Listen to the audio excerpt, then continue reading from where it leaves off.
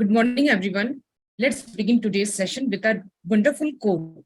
It is not always the tears that measures the pain. Sometimes it is the smile we fake. So, for starting a new chapter of learning, I, Sakshi Narayan, being your host for today's event, want to extend a warm greetings and good morning to all of you present here. I hope you all are doing amazing. On behalf of whole SEMS family, I welcome you all for today's international webinar on the topic Hidden Pains of the Soul. And to add our guest of honor of today's speaker, Ms. Shantini Moon. It's a great honor for us to have her presence in our webinar. Now, allow me to introduce our organization. SEMS Welfare Foundation is a non-profit entity established to work in the areas of education, social welfare, women empowerment, skill and development, and entrepreneurship, livelihood generation and employability, and many more. Environment protection or any other similar sectors also. We promote healthy lives and a balanced and active community and a strong business. So, let me allow to introduce today's speaker, Ms. Shantani Moon. She's a life coach and a CEO of Being by Moon. They help corporate offices and college students for training them in different skills and improving their productivity, motivations, and profitability. Her team have worked with 1,000 plus graduate students and have collaborated with colleges on understanding of how to find one's life purposeful, learning to learn faster and improve creativity. And they also help students to gain internship and provide placement assistance. They have also worked with the companies like Coca-Cola India, Hit Bullseye, and Digi Saksham, among others. Currently, she is a student of Wellness Mentor for SCAN organization. It is an NGO that works towards the identifying and uplifting talented, unprivileged students in the society. And she is also a data scientist and work on the projects for improvement of human life with an AI and ML. Hi everyone. So, what is very interesting to me is today's topic is a little tough and can not be very mainstream. पर फिर भी आप इतने सारे लोग आज यहाँ आए हो means there is a lot of curiosity in that department. So, good morning to all of you. And trust me, आज topic भले ही देखने में ऐसा लग रहा है कि it is something very spiritual, not something related to my day-to-day job and my career, etc. But it is so closely intertwined with everything that you do in your daily life that once you encode what is soul and what is it trying to do, things in life will become very easy to understand. Decisions will become very easy to understand. Okay, let's start with that. Okay, so first of all, let's understand what is a soul. Okay, everyone has a different interpretation. Some might even say that there is no soul. So let's just keep our minds open, and I'll give my interpretation of what a soul can mean. Okay, so every human has three parts to them. Okay, so one is the brain. Brain is like as in we have our conscious mind, something that absorbs information right from the beginning, from the time we are in the womb, and it observes the information, stores it, uses it for its defense or at times of attack to keep it safe. The primary work of the brain is to keep us alive and to keep us away from the things that make us unhappy. Okay, that's the main job of the brain. That is the reason that we tend to move more towards things that makes us happy. Okay, that's our brain asking us to do that. Then we have our body. Okay, a lot of people have this wrong idea that our bodies are something of a transportation system to transport our brain from one part to other part. But no, our bodies are so much more smarter than our conscious brain is. The reason is this your body stores information not just from all the things that has happened to you in this lifetime, but everything from your ancestors from the very beginning. The DNA stores information about all the things that your ancestors have also gone through and the things that they have learned. And the most useful lessons are still available in you. That is the reason that when you see some things, you naturally get scared. when you see a very dark closed room with not a lot of air to breathe, even if you see a picture, a part of you is like, I don't want to be there. It's this DNA information that is stored in you. And I'm not even lying. There was this experiment conducted on rats. What they did was, they kept food in one side of a prison, and they kept a rat in it. Now, every time that rat touches that food or that button kept on the one part of the prison, the rat would get a shock. Okay. So when it did a couple of times, it's that rat's brain understood that, it shouldn't do that. So what it found was, even after, one or two generations after that rat had died, still the next rats that came after it w- would not touch that food or that button at the end of the prison, because that information got stored in their system. So this is how things get. So our bodies will keep track of everything that happens to us, everything that made us cry, every trauma that we went through. Our body stores information. Okay. Then, so now you could also think of it as, whenever something comes up in our life, whenever we have to make a decision, whenever we have to make a timetable or routine, all of these facilities that are available to us are working together. Okay. So one is our body and one is our mind. Okay. They both are giving information and then making up a decision. Now, sometimes what happens is, so okay, these two faculties are available with us, but at the same time there is one more faculty that is a sort, you can say, like a culmination of both of these facilities that we have. So one is our brain, the other is our body, and they both meet at this place which you can call as a heart. Okay. So this is the coming of information from both of these facilities. And as you know, that our universe or our planet, everything on around us works with duality. Okay. So when the brain or the conscious mind is more about working on things, working hard on things, our body is about grounding and slowing down. Okay. And our heart is a place which keeps a proper ratio of both of these elements and then spill out information. So if you go into a lot more study into this kind of studies of body, you'll understand that there are different ways a human make decisions, sometimes through their gut, sometimes through their spleen. But to have a more simpler version of it, okay, so you can say that, our heart is a place where a more balanced decision comes up, a decision that is not very forceful and not very lazy as well. Okay. And you see, in any place, uh, whatever you are trying to do, if you apply just one kind of force in it, uh, whether it is just too much action to do more, you'll get tired, exhausted, and you'll also not bear a lot of result. But at the same time, if you are someone who is only, feeling it, thinking it, and not taking any action, even though you're feeling somewhere in your heart that you should be taking some action, you'll find that still the things aren't, possible for you to happen. So the only way that you can have a balanced decision and actions in your life is when you make decision through your heart. Now, this is a whole another question, that how to understand whether you're making a decision through your heart or through your brain or through your body. Okay, but we'll go on that question someday else. Today, we are the reason I explained you this topic is I wanted to explain you what a soul is. Okay, now see, as I was talking to you, I mentioned that we need these facilities, our brain, our body, our heart, to make decisions, to live on this planet, right? To exercise things on this planet, to make our desires happen. But what is a soul? A soul is something that is there whether or not you are alive in this flesh. Okay. And it has been available since the very beginning of time. And it is something that has a lot of impact on the kind of person that you are.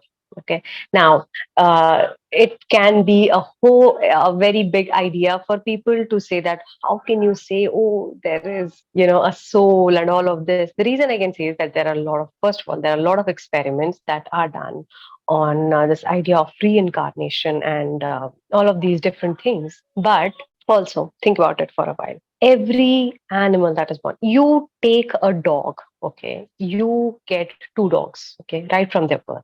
They'll show different kinds of behavior, even if they are from the same breed. When you haven't taught them anything, when their body hasn't gone through any kind of experience at all, still two dogs are different.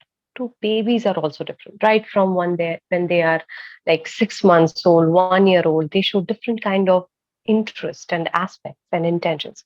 That is the soul that stores information. Okay, so the soul is here from like a lot of generations. Okay, we have been on this planet many times before, and we have gathered all of this new information when we come in each life. Okay, and the most important information, or the things that we want to truly change on this planet, the soul comes with the intention to make it better on in the next chapter that you're going to live.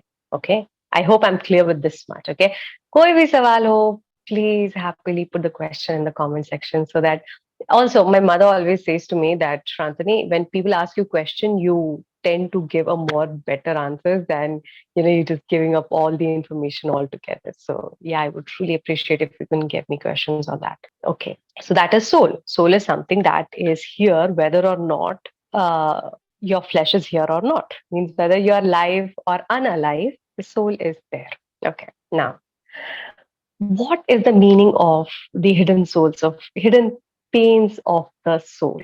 First of all, this topic is wrong because a soul doesn't have any pain. It has intentions. Human who has a flesh and a body sees things as left and right, good and bad, happy and sad. Okay, but for soul, there are no such bifurcations. For the soul, it is everything about intention. It doesn't see things as wrong.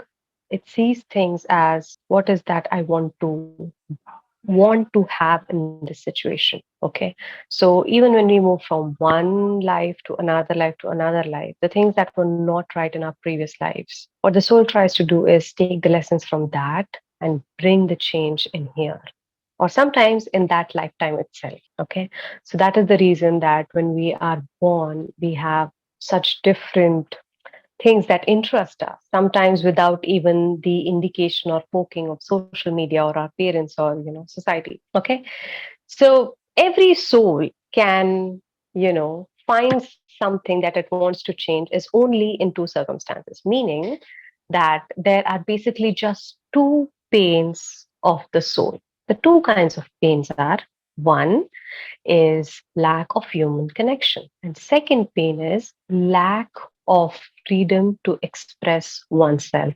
truly. So expression and connection, the lack of it are the only kinds of pain that a soul goes through. And how can I prove that? You know, so do one thing. Okay, for 1 week, don't meet anyone, don't call anyone, just be by yourself. A lot of meditators also do that, but do it like in a regular way, meaning that you're not meditating, you're not doing anything else, but you're simply just living your life, doing your work and living, just trying to live, not meeting anyone, not talking to anyone, and see what happens with you in a matter of 1 week or 2 weeks. And then do something like this. Do nothing more. Don't see TV, don't get anything special to eat or nothing like that of sort, but just go in a community, a bunch of people, and you spend time with them whole day. See at the end of 1 or 2 weeks what gives you better sleep. A lot of people, it is said that in America, 60% of the people die alone out of loneliness. And after this pandemic, a lot of people has experienced that what kind of a deep, painful situation it is when you don't have human connection, human contact. When Buddha was once asked that, You told us about all of these different kinds of things that we should and should not do. But what you haven't told is that you also mentioned that there are going to be pains regardless of what you do in this lifetime. No matter how much things you accumulate, something else is going to come up that you have to solve, that you will want to move you into the next phase of your life. So, how to escape this? And the Buddha said, the community is the answer to all your pains. Community. Then he said, maybe like the community is the answer to one kinds of pains, some kinds of problems. He said, no. Community is the answer to all kinds of problems that a human goes. And if you just get a survey, okay, of all the kinds of diseases that are there, you will find that, of course, food is a very important aspect to it, but how we are taking food, with whom we are taking, are we alone while we are taking food? All of this matter. If you are sleeping and you haven't taken food, it's one thing. But if you are, if someone wakes you up and asks you, you should have some food, and then you have food, it's a whole different experience that you go through. It just means that someone cares for you. And our mothers do that a lot. We get even irritated. Why you're doing this? Why you're calling me to have food and all that? And but still, subconsciously, it gives you a message that they love you. And when you are in a community, the subconscious messaging keeps happening with you, which tells you that you are loved, you're part of the community.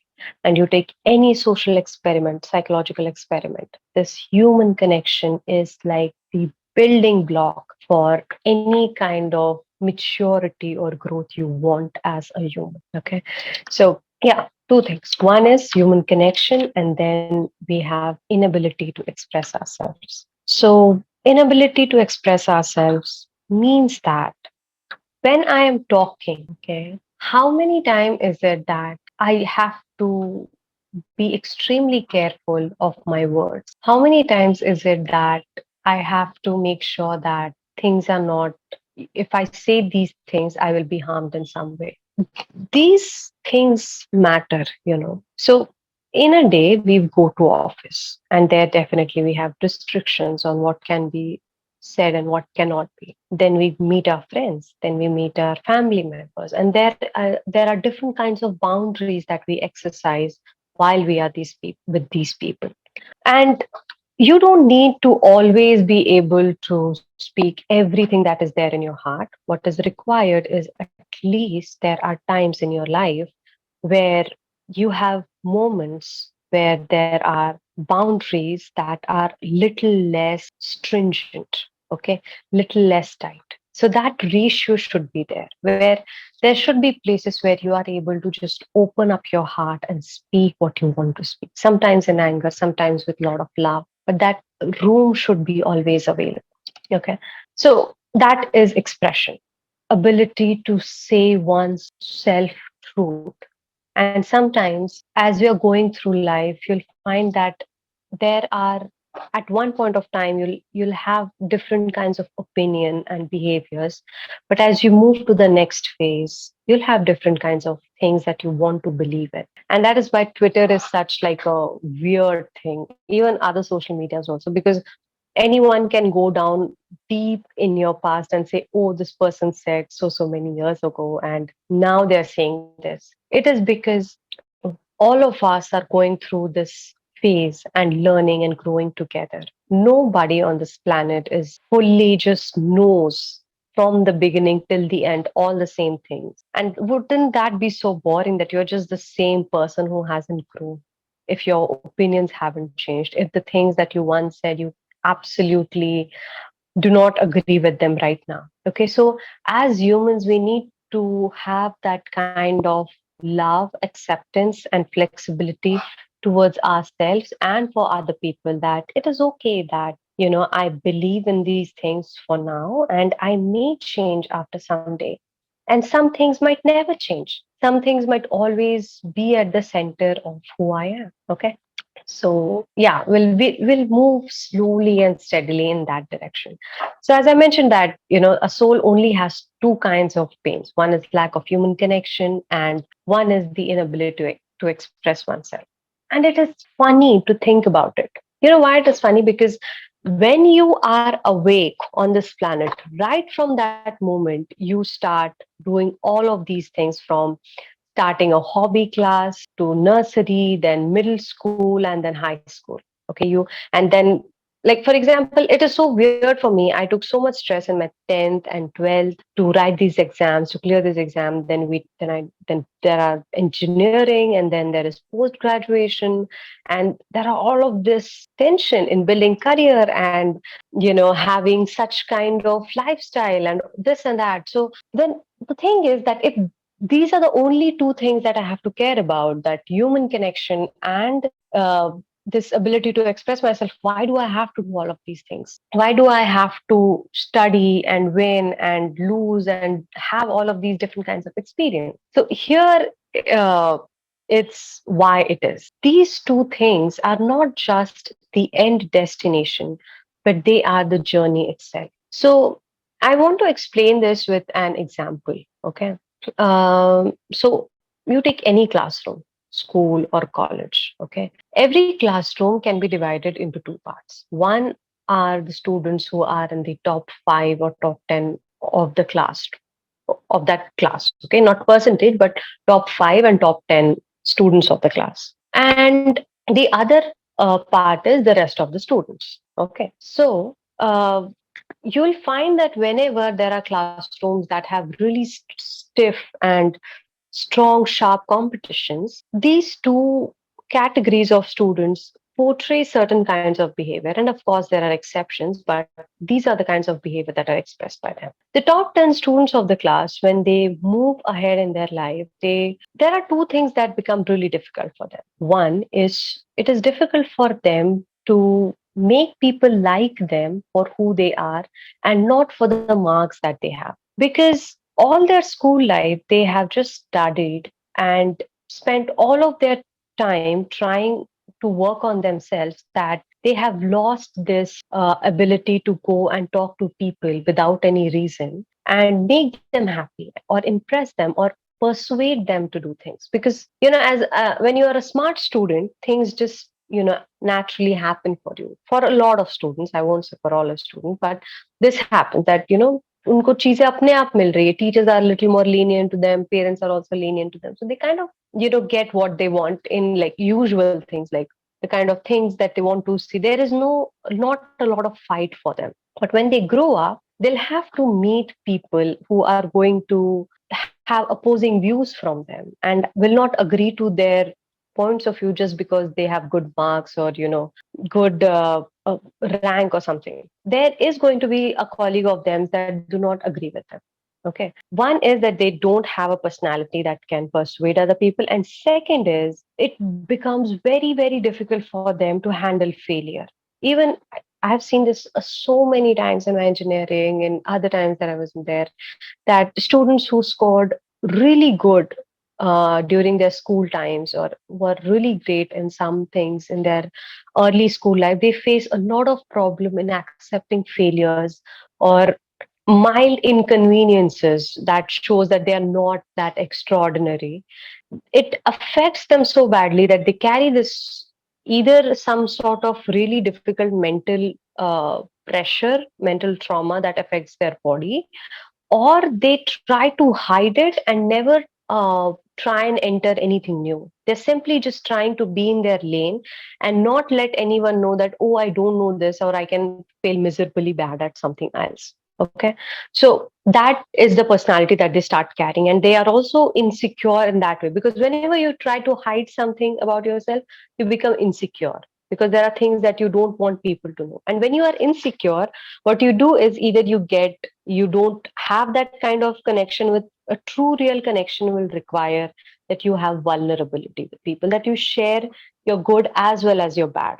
Okay. So as long as that vulnerability is not there, you will try to hide from people and create this kind of attitude that I am someone great, but in somewhere back of our mind we realize that I'm not doing this because I feel I'm great. I'm also doing this because I don't want people to come too near to me because they'll see things that I don't want to show. Okay. And the other half of the people, the not top 10 students of the class, what happens with them? Okay, whenever I'm saying these characteristics, I want you to remember that there are going to be exceptions, and people are going to learn from their experience and not stay the same person all their life. But it happens eventually in some way, after they pass out their school. So, students who are not in the top 10, what happens is, see, like an elephant. So, when a baby elephant is tied to a string or a rope, as a child it cannot break it, but when it grows up it can easily break it. But because the training was given that you cannot break it never tries to break that. So when school or ages still up like 8, 10, 11 are very crucial and delicate for students. Whatever training you give to them at this age stays with them. So it's very important that in our kindergartens, etc., or in our middle schools, we have teachers that are mindfully really sound and mature. Because whatever you're going to teach that child, that's going to stay with them forever. And we have generations of people who are just with a lot of difficult things. Okay. So what happens is when you are not in that top 10 students, you get this idea that this is my range, this is who I am. Okay, even when, no matter how much, when you grow up, people tell you on reels, etc., that you're not the paper, that paper does not define you, and all of that. Somewhere in the back of your mind, when you were called out, your name was called out and your percentage was said, that kind of leaves an imprint on your body and mind. And then you accept yourself, because you don't when you fight a belief, you're going to get hurt. So you stop fighting that belief and you hold on to that idea that maybe I'm a 40 percentile, 70 percentile, 60 percentile. And then what happens when they go in an office or when they want to try some kind of career, they are always trying to just kind of fit in the environment. They don't see the trend. Like if they have to make a presentation, they don't go on the internet, see all the presentations that are there and say, I'm going to do something that's way above and beyond this also. They kind of says, you know what, I have to be okay. Whatever job I do, I have to be okay in that. है ना, ठीक ठीक काम करना है बस इतना that I survive. That is one. They take either this kind of behavior, or second kind of behavior these students take up is that I'm going to prove that I am not that percentile. So then there is this constant hard work and struggle and proving to others and themselves that I am not my 70, 60, 80, 40 percentile. I am so much more. So there is constant hard work in any task that you have. You seen people who work way and above beyond on a task, a lot of hard work. But then when in any competition or any task that is given to you, and if you are competing against someone who is just curious, you won't be able to have success in that against that person. No amount of hard work can defeat a person with pure curiosity. That's the rule of the game. So then what happens is, even if they are trying to work very, very, very hard and doing everything right by the books, and when they don't win, that re-emphasizes their idea that maybe I'm that percentile that was given to me in the school. Is that okay? Is everything that I'm saying up until now has landed with all of you guys? If yes, write yes in the comment box, because I have been speaking continuously and I don't know if that's landing well for you guys. Okay. So give your confirmation in the thank you, Vapavi, that okay, you're getting everything that I'm saying. Okay. So these are the two kinds of students that we have. One are the top 10 students who have those two kind of problems of not able to handle failure and not having the personality to persuade and talk and impress other people. And the not top 10% have this two kinds of behavior, either to accept that they are not someone extraordinary and special, and second is that they are trying to prove with too much hard work that they are not that person. So, ground rule, every one of us is special. Every one of us is here on this planet because we can give something that this planet is missing. Each one of us has something special and important task that can be done by them only. Means the songs that you can sing, only you can sing. The essays that you can write, only you can write. No one else can do that for you.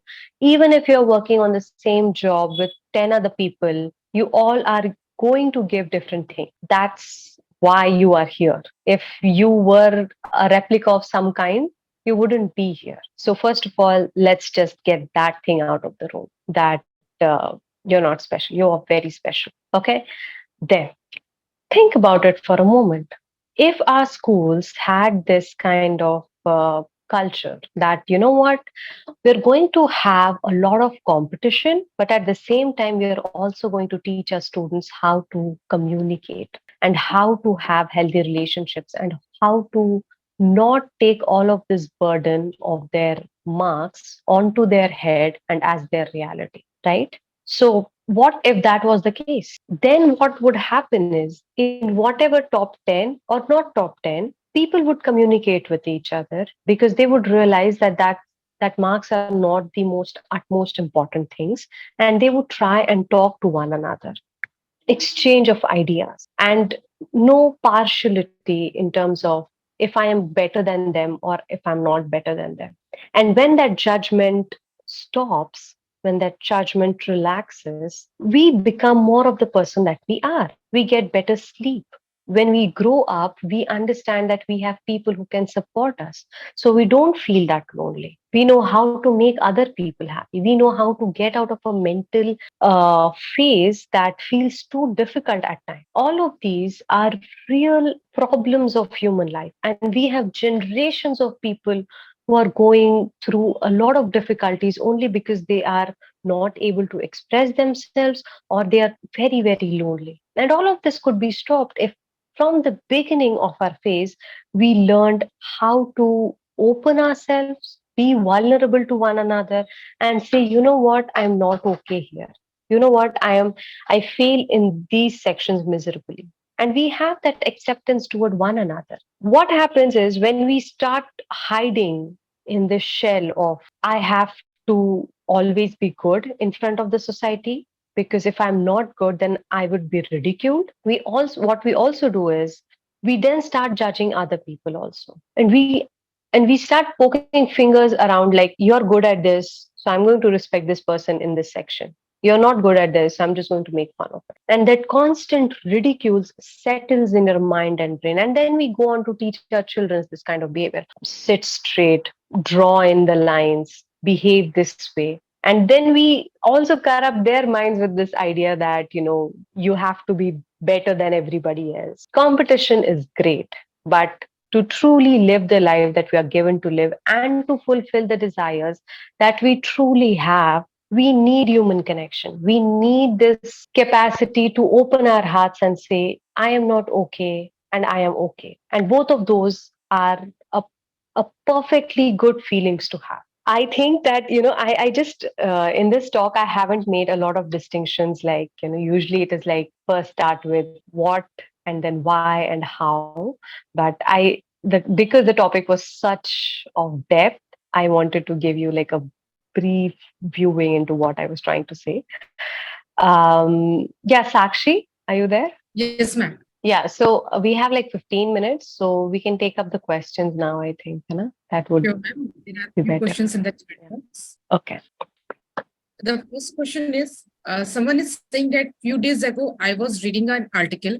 It said that maybe you can never be fully healed because that's not the purpose of your life. Maybe universe is just upgrading your tolerance level because life is itself is a kind of suffering, as Buddha said. So, what are your thoughts on that? Okay. So you tell me one thing. Okay. Who is that? And that's a very intelligent question, so I should know the name. He is Can you tell Mr. me the Ajay. name? Okay, Ajay Parmar. Okay, I think okay, Ajay is from, I think, my Instagram followers. Okay, so okay, that's a very interesting question. So let's start with this. Okay, when you are living, right, when you are existing on this planet, how many times has it happened that if you if you touched fire, okay, your hand got burnt, how many times do you have the tendency to say, I want to go and touch that fire again, because I like the suffering? It doesn't happen, right? Like for most of us, it doesn't happen like that. If something pains, I want to go there and have pain again. And I will also clarify what the Buddha was trying to say, but why it doesn't happen, right? Why it doesn't happen? Okay, again, one more thing. So we have So dogs, animals, every living being, uh, has to brush teeth, have to do their bodily functions every single day. But at the same time, we have roses, and we have beautiful looking people, and we have self services, gratitude, and servicing for other people. There is sadness in every house that you go, and there is also good food and good talks and laughter in every house that you go, no matter how much situation those people have faced. See, our tendency will always be to find light in the darkness tunnel, and our intention is not just to be sad. It's this capacity to hold these wide version of feelings with ourselves and say, I'm still okay. A couple of years back, I saw this meme on Facebook, I think. It said that, there's a person going through something like a depression or something like that.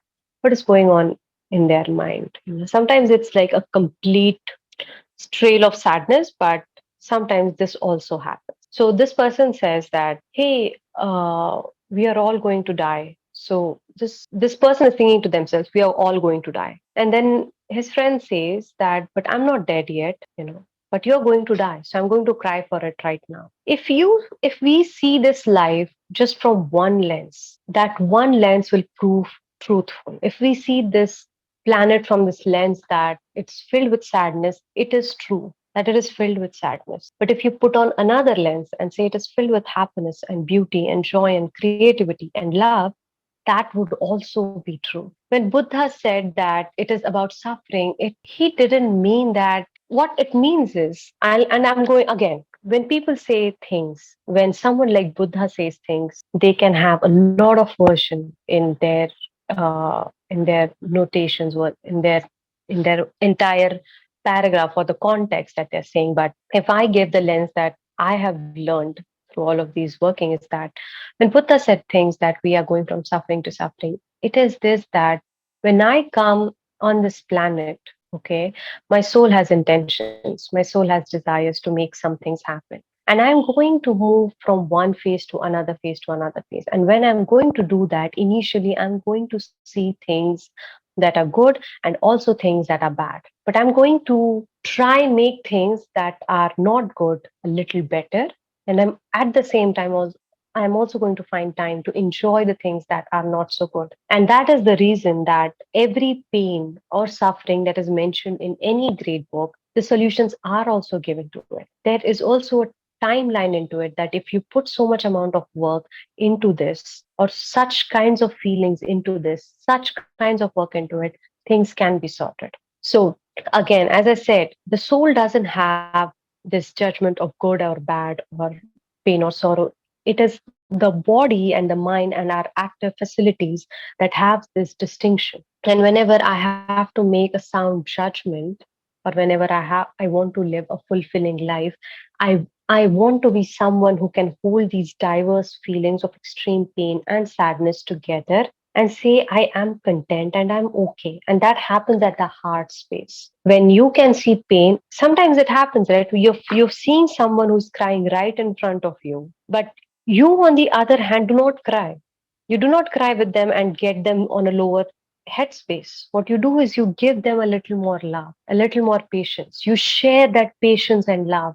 And then you come at a place where you now are going to solve that problem rather than crying about. So yeah, that is the whole compilation of the things that this question can hold on. I hope it helps. Thank you, ma'am. There is another question. As soul travels from one body to another, so they carries the pain along with them in the along with the soul. I didn't get it. Can you repeat the As question? soul travels from one body to another, so they carries Hmm. pain along with. Actually, your voice is cutting down, and I don't know why I'm not able to see chats like the question that you're mentioning. So the question is that when the soul travels from one body to another, does it carries information? Is that the question? Yes, ma'am. Okay, thank God. So not all, but yeah, it does. isn't that interesting to know? I mentioned about this experiment in the beginning of the talk also. I think you might not be there. So, yeah, this has been shown that whenever we live a lifetime, okay, okay, what would be the ultimate purpose of being a human? It is to help others, it is to help and grow this humanity and this world a little more better, right? So when a body, dies, there are some information that it carries from one body to another body, or from one life to another life. It is this information that is at the seat of the things that this new life form takes in.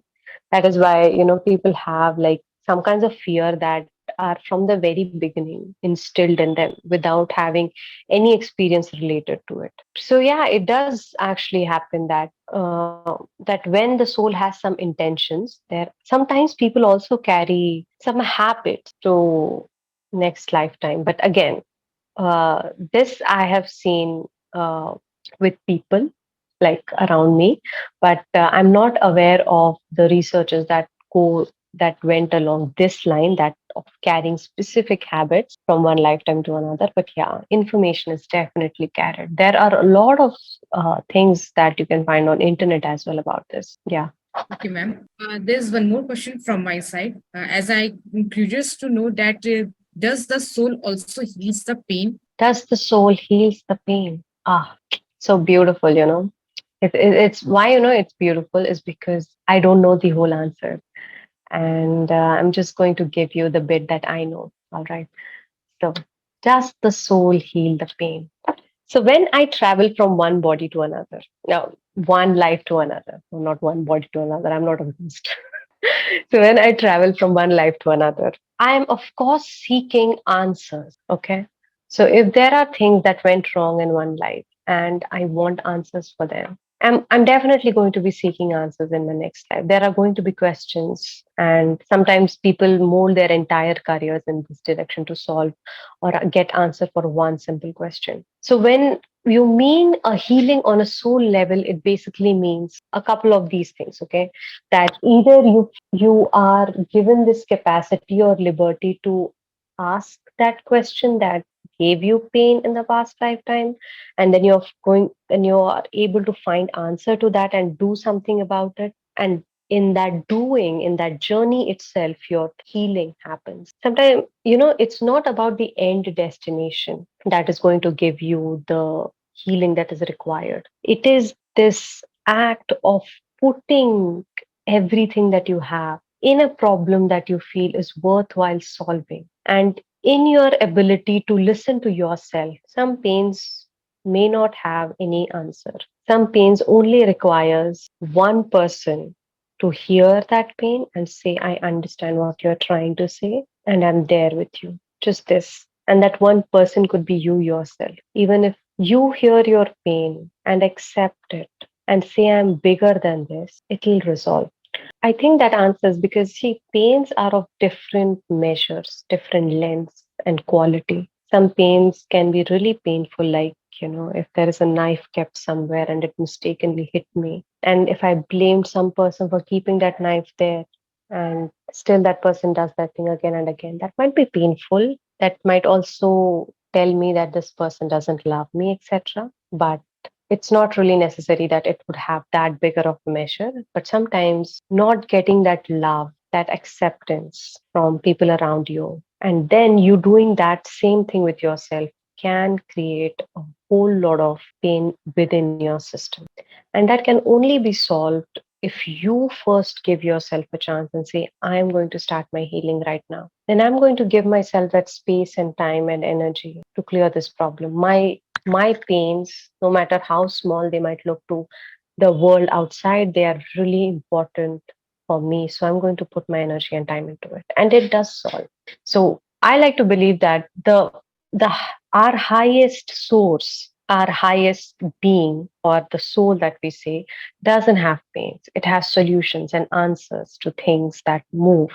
But then our active system does. Our body, our brain, our conscious mind, it can see pain and blood and violence and all of these things. But at the same time, there is a reverse part to it. There are solutions to it. There is beauty on this planet, and there are ways to solve every kind of problem that is there.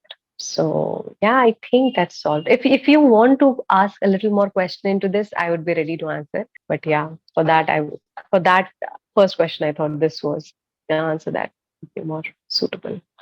Thank you, ma'am. It was really a wonderful session and it was really informative to know how soul works and how we can get rid of the pain and how we can conquer on the pain also. I hope audience has enjoyed a lot by hearing the soul and pain and how the changes has taken place in life and how we can change ourselves through our destinations with our help with the conquering each and everything. Thank you so much, ma'am. Thank you, everyone, for the time you had given to us. And it was really a wonderful session to know about so many things which we think it's a meditation, but not really. It is something which everyone needs to know about their own parts, their own self from the ma'am. It was really a wonderful session. I would like to thank Sakshi, ma'am and the audience, and thank you for being the part of this webinar. Thank you very much. Thank you, ma'am, for the webinar. Such a wonderful session. thank you, Sakshi. Thank you, everyone. Bye.